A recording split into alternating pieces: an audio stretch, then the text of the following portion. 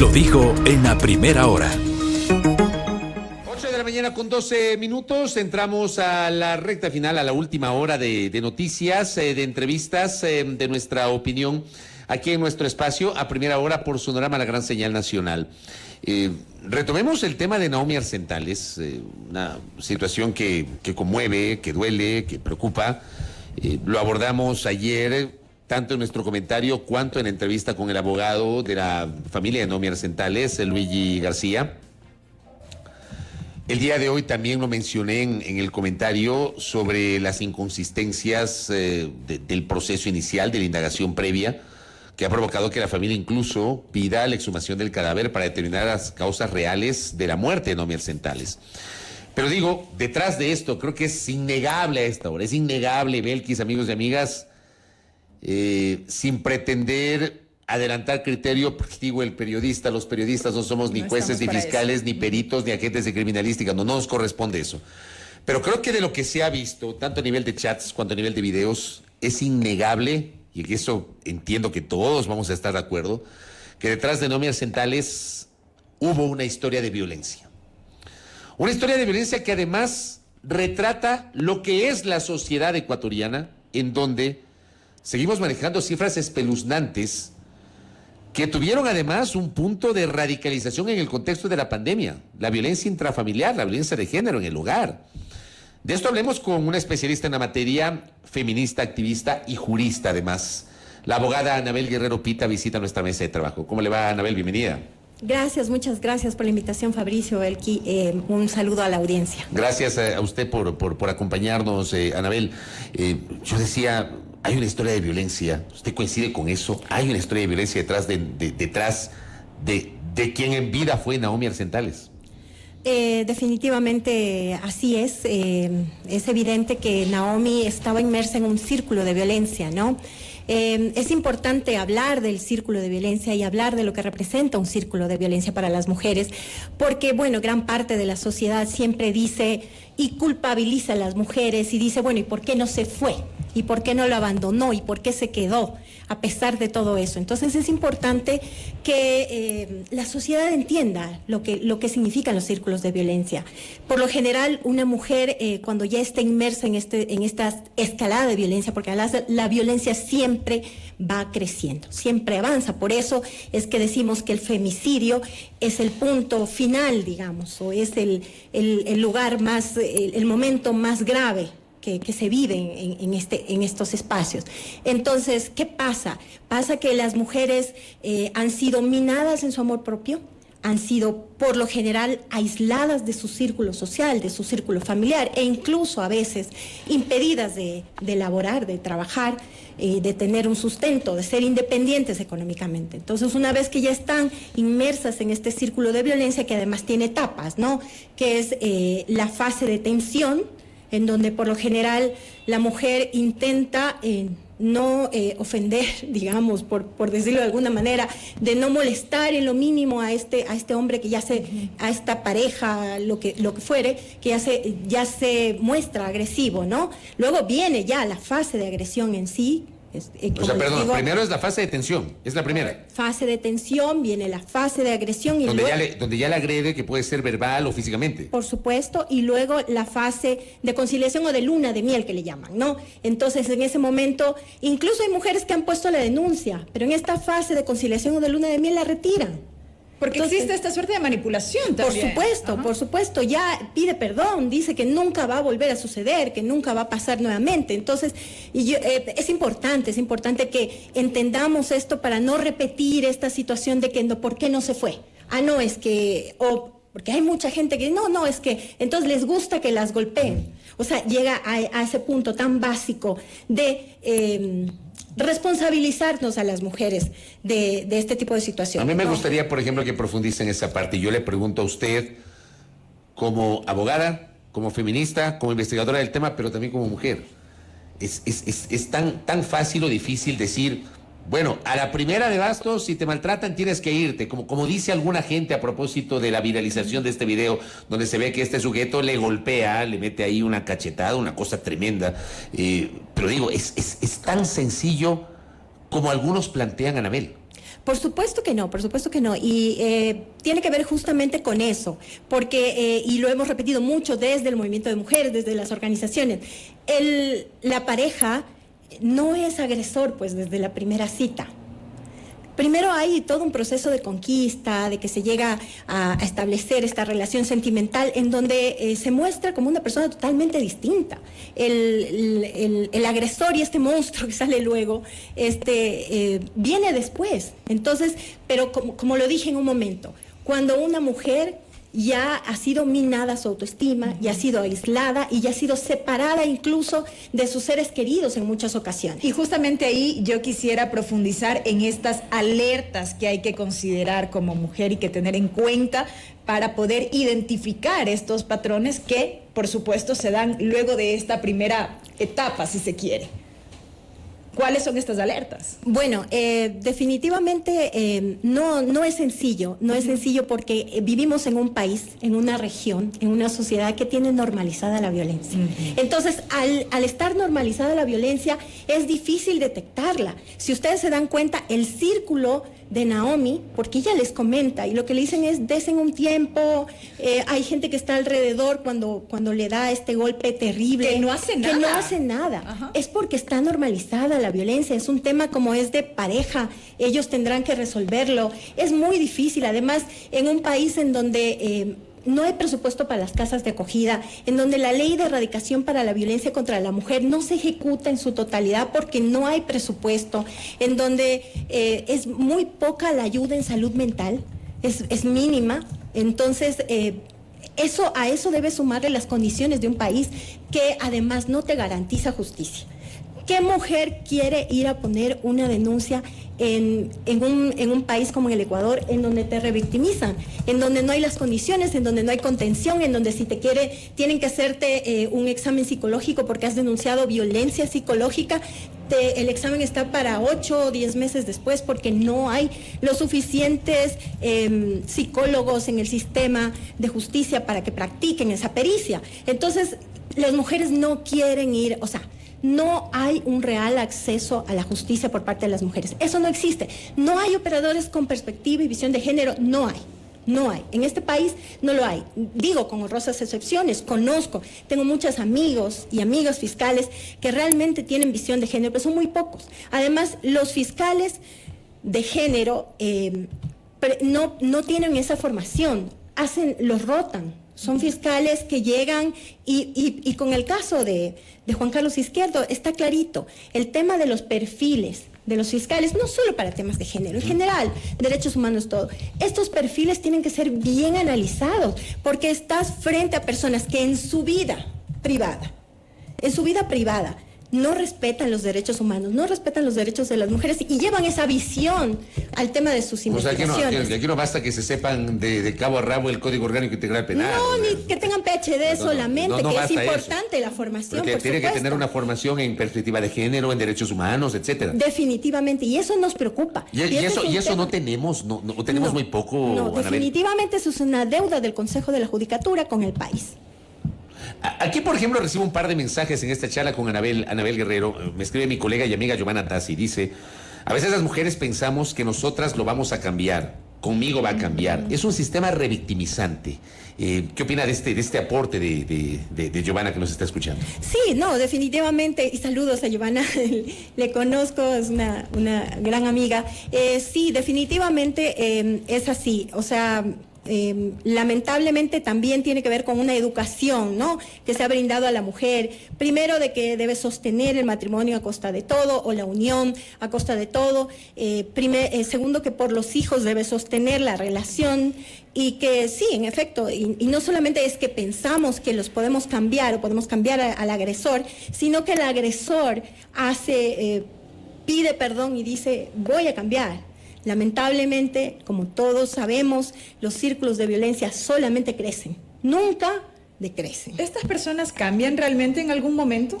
Bueno, yo creo que si tuviéramos un sistema o en el país se trabajara muchísimo más en lo que es la salud mental y en donde cambiáramos los patrones culturales y ciertas personas pudieran entender que acudir, recibir terapia, trabajar en estos temas es una salida, es una solución, sería importante. Pero aquí, en este país, en nuestra sociedad, más prima el machismo y este tipo de situaciones, y entonces estos patrones culturales no cambian. Y además, repito, si tenemos una ley de erradicación de violencia contra la mujer que propone cambios desde mallas curriculares, desde educación en las escuelas y en los colegios, incluso lo que se transmite en los medios de comunicación, los mensajes que transmiten los medios de comunicación, pero esto no se da, entonces no vamos a avanzar mayormente en este sentido. ¿Y desde casa? Por supuesto, desde casa también, evidentemente. O sea, ratifico, vivimos en una sociedad patriarcal. Si ustedes ven, por ejemplo, el caso de Juan Carlos Izquierdo, se activa un pacto patriarcal. Enseguida el Club de Abogados del Carmen a respaldarlo, y además no solo a respaldarlo, decir que él es la víctima, él es víctima del linchamiento mediático. Pero hay un segmento de la sociedad que se queda con el aspecto del vocero del Club de Abogados, que el reloj, que el anillo, que la barba, en lugar de analizar el tema de fondo. Por supuesto, lo de fondo es eso, ese pacto patriarcal en donde dicen, y repito, en donde encima se busca culpabilizar a la víctima. No, ¿por qué no se fue? ¿Por qué no salió de eso? ¿Por qué se quedó con él?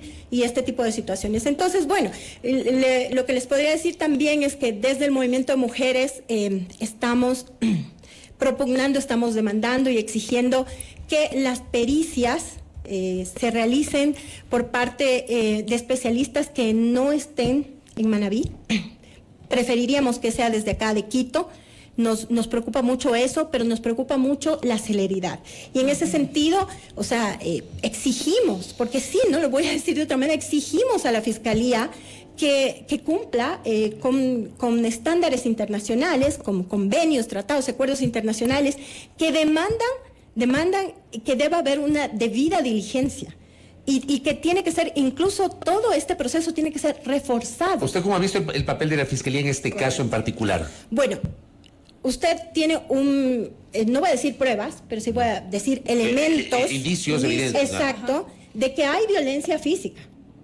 O sea, la violencia física está ahí. Previo a la muerte. Ajá. Sí, pero no hay una investigación al respecto. La violencia física está ahí. No voy a decir probada, pero voy a decir que ahí están los elementos y los indicios de que Naomi sufrió violencia psicológica y física porque están los chats. Hay un video también expreso. Exactamente, ahí está el golpe que ella recibió. Ahí hay violencia física, hay violencia psicológica, no se ha hecho ninguna investigación. Evidentemente, por lo menos, esperaríamos de que haya una decisión, una resolución de que se prohíba la salida del país. ¿Se puede esto? Porque también se argumentaba que como se encuentra este caso en etapa de indagación previa, no se podrían dictar este tipo de medidas, o sí se puede. ¿Qué se puede hacer? Porque, por ejemplo, hoy se conoció que el fiscal no acudiría a la audiencia que estaba prevista. Sí, bueno, ellos aluden que no han sido notificados, pero bueno, por lo menos si él tuviera toda la intención de que este caso se esclarezca, siendo fiscal, él muy bien ha conocido por los medios de comunicación, él podría presentarse. Realmente es claro que aquí hay una intención de eludir responsabilidades, porque definitivamente algo oscuro hay en el proceso de lo que se ha vivido en el caso de Naomi, intereses oscuros hay. Además, desde el movimiento de mujeres ya no es nuevo. O sea, pasó con Carolina Andrango, una menor de edad, dentro de esta red de trata conocida por el que la dirigía como el abuelo. Ella fue violada brutalmente, fue asesinada y botada a una zanja, pero la pasaron como muerte natural. Pasó con Lisbeth Vaquerizo, quien fue asesinada igualmente de forma brutal, y le pegaron el cráneo con brujita. O sea, no es la primera vez que sucede. Y en eso nos aterra los niveles de complicidad de cierto personal, no solamente operadores de justicia. Nos aterra porque no es la primera vez. Y además, lo que nos suponemos es que hubieron a lo mejor muchos otros casos, pero que no tuvieron esta atención mediática. Exacto, que no fueron mediáticos. Exactamente. Entonces nos preocupa muchísimo que el país, que las instituciones del país no cumplan con los estándares internacionales, con los convenios y tratados internacionales, no cumpla con la Constitución que nos garantiza a las mujeres una vida libre de violencia, no cumpla con la Ley Orgánica de Erradicación y Prevención de Violencia contra la Mujer, y que la Fiscalía tenga esta actuación tan tibia, si se puede decir de alguna manera, cuando en otros casos hemos visto que procede de otra forma y muy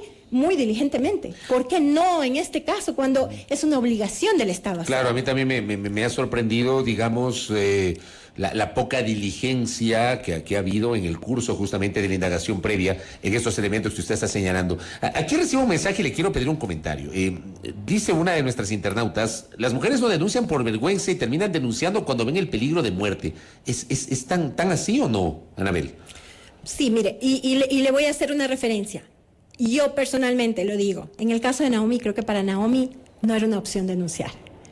No era una opción. Está frente a un fiscal. Eso iba a decir, con mucha influencia. por la condición o la relación de poder de su pareja. Estoy segura que en el caso de Naomi, para ella no era una opción denunciar frente a un hombre que usted lo ve incluso, que hasta tiene, y eso se dice en los medios de comunicación, que tenía incluso un guardaespaldas. Personal que cuidaba de su seguridad. Eso es realmente para mí muy raro, ¿no? No entiendo mucho esa lógica, a menos que obedezca a ciertas situaciones al margen de la ley, no lo sé. Estoy en ese sentido realmente muy dolida y me atrevo a decir ciertas cosas.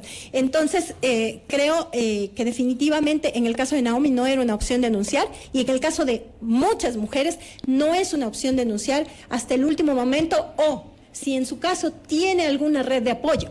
Sin una red de apoyo, ¿qué mujer puede acudir a este tipo de justicia con la que contamos en este momento? Porque aún tenemos fiscales, aún tenemos jueces, y lo digo porque yo he hecho defensa de mujeres en situación de violencia, y tuve, por ejemplo, un caso donde la persona a la que yo representé, comencé a representarla luego de que fue a poner la denuncia en flagrancia, pero ella dice que comenzó a narrar su historia, y en el momento en que narró cierta parte de su historia, le dijeron: pero es que usted también, pues lo ha hecho enojar. O sea, casi la mata, y eso les dicen. El lugar donde toman la denuncia, la forma en que la toman, todo lo que viven, hasta incluso a veces el personal que hace la pericia psicológica las revictimiza. Se necesita un cambio urgente en ese sentido, en cómo estamos operando. Se necesita un cambio urgente, pero se necesita una decisión política. Realmente una decisión, y no solamente que vengan en el 25 de noviembre o que el 8 de marzo hagan compromisos y ese tipo de cosas. Mire, por ejemplo, lo que pasó con la esposa del presidente de la República, el discurso que ella dio en un día tan importante para nosotras, y sobre todo para las mujeres que trabajamos en el tema de erradicar la violencia, escuchar y decir que somos nosotras las que tenemos que hacernos respetar. O sea, cuando desconoce que el tema de la violencia es un tema estructural y que además hay tratados, convenios internacionales de obligatorio cumplimiento para el país, en donde se establece que tiene que haber política pública. Y la señora viene y da este discurso tan dañino, hace mucho daño, ese tipo de discursos hace mucho daño. Entonces, es lamentable, y eso pasó y lo permitieron, ¿no? Sí, yo fui crítico sobre las palabras utilizadas por la esposa del presidente de la República, pero, y con esto cierro, más allá de lo que de los errores o los hierros de ese discurso, los anuncios del gobierno de Lasso de ese 25 de noviembre podrían invitar a pensar en que las cosas al menos van a cambiar, que va a haber una política pública, que va a haber recursos, o todavía somos escépticos, Anabel. O sea, bueno, sí, yo todavía tengo sí estoy escéptica. Esperemos ver si el tema del presupuesto realmente se plasma, sí, de que realmente haya un incremento en el presupuesto, que se ejecute, pero además que se ejecute sin esta visión, y lo digo abiertamente, conservadora. Porque si tenemos un gobierno que tiene esta lógica conservadora, en donde, o sea, aún se piensa que las mujeres... que no existe la violencia, en donde se niega la violencia, en donde incluso ahorita está tratando, por ejemplo, de limitar o de detener todo un proceso que va alrededor de una sentencia de la Corte, por ejemplo, sobre el aborto por violación, en donde aún quieren debatir estos temas, si proceden o no proceden, cuando ya hay una sentencia de la Corte. Por ejemplo, eso a mí me preocupa mucho, porque desde esta visión conservadora, en donde las mujeres no podemos decidir sobre nuestros cuerpos, entonces pienso que eso incluso va mucho más allá luego y limita la posibilidad de que haya política pública sostenida y política pública de prevención. Correcto. Anabel, gracias por su aporte, ¿no? Para el debate sobre este tema, que digo, va más allá. Obviamente estamos involucrados en conocer detalles del curso de la investigación sobre el caso de Naomi Arsentales, pero digo, va más allá. Hay una situación de violencia, hay unas cifras espeluznantes que deben ser analizadas y el Ecuador tiene que reflexionar. Gracias, Anabel, por la gentileza. A la abogada Anabel Guerrero Pita, gracias por su participación aquí en nuestro espacio. Ella es jurista, activista feminista. 8 de la mañana, 32 minutos. Primera plana. Todas las noticias, todas las voces.